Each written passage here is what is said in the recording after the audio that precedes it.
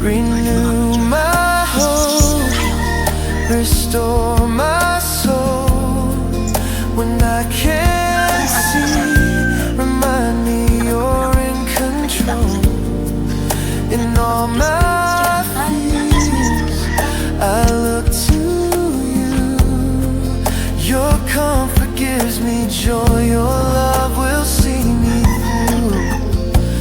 Lord, renew my hope. Lord, renew my hope. In you alone I rest. Renew my hope, restore my. Simula talaga nung high school ko. Simula nung high school ako, nakita ko na yung dati, nagtitinda.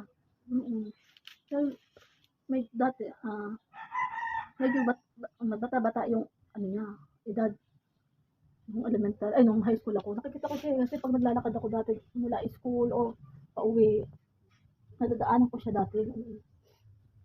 Tapos, isang beses nakita ko siya, naglalakad. Ang dala niya, ganun pa rin yung dati niyang trabaho na business. Hindi ko lang alam kung business niya mismo yun or nagtatrabaho siya.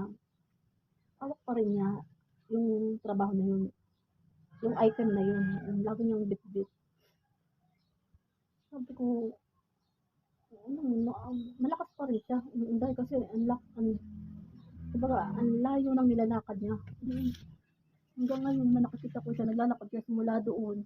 Naglalakad lang siya. Siguro dahil sa item niya, para sakaling may bumili-bili. Yung para sa akin, naiinggit ako kasi malakas pa yung tatay niya. Tapos, siguro kaligayahan niya yun ni tatay. No? Kaligayahan na siguro nung matanda na yun. Kasi ayun ang business niya noon pa eh. Nakakita ko yung dati. Pero parang, parang hindi naman siya hindi siya, wala kung nagpapahinga pa ba yun si tatay. Kasi dati maaga pa lang, siguro mga alas 10, naglalakad na yun. Hanggang ngayon naman nakikita ko siya. Tapos, minsan, lalo na pag mga Pasko, mga piyestahan, nakikita ko yun hanggang gabi, bago yun umuwi. So, kasi nakikita ko, parang pa uwi, ganun, gabi na. Diba, feeling ko nakakapagod naman yung ganyan ko sa mga matatanda. Especially kung meron ka ng mga anak eh, di ba? Dapat tawag doon, yung sa bahay, pag-stayin lang yung parents natin sa bahay. Pero syempre, yung tamang kanya, naglalakad-lakad si nanay at tatay, okay yun, naglalakad-lakad or ano. Pero yung parang pagtatrabahuin pa, ng ganun kalayo-layo. Kasi mula sa pool noon. Pero hindi natin masabi ko talaga ayun ang kaligayahan niya. Wala lang, napachika lang ako. Kasi may kahit naman pa paano, malakas pa rin naman si tatay. Naglalakad siya talaga ng malayo, buday. Nadaanan ko kasi siya, naglalakad uli. Kasi noon nakita ko na yung dati. Pero ngayon matanda na siya. Siguro ayaw niya lang na naka-stay sa bahay. Kasi noon, yung nanay ko rin at tatay ko dati, yung nagkaroon siya ng nagkaroon din siya ng sama ng loob. Nagkaroon din siya ng sakit, huli na, yung na-stroke na siya. Pero dati, nagkatrabaho kami, magkakapatid. Dati, hindi na namin inaano yung parents namin na magtrabaho. Pero nakaano lang yung, yun, nanay ko, nag-aasikaso dun dati. Hindi naman lagi nag-aasikaso. Mahilig lang siya talagang magwalis-walis sa bahay. Sa labas. Gusto niya yung mga ganun. Pero mahilig talaga sila magtinda-tinda dati, nanay at tatay namin. Pero, saglitan lang sila magtinda-tinda. Mga ilang araw. Hindi na namin pinapayagan, sa bahay lang. Kaso, di ba, yun nga, naano nga sila, di ba, tatay ko talaga ang stroke dati, tatay ko talaga nauna. Kasi matagal yung tawag doon, na-stroke din. Sa side din ng kapatid niya, parang, sa nanay ko naman, sa tatay ko, hindi naman siya yung nauna sa kanila magkakapatid. Tapos yung nanay ko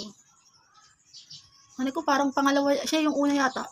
Nanay ko yata yung unang nawala sa kanilang magkakapatid. Kasi alam ko, 8 sila magkakapatid dati. Nanay ko unang nawala. Wala, pachika lang ako. Kasi yung tatay ko at nanay ko, wala silang 60 years old.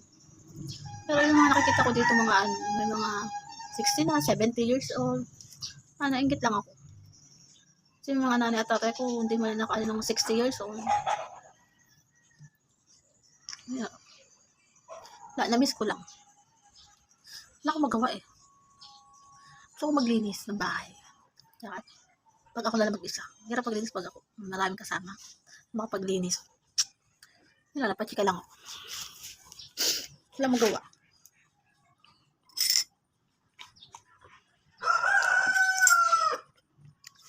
Kaya yun. Kung matanda na yung ating mga magulang, kung kaya na natin i-cover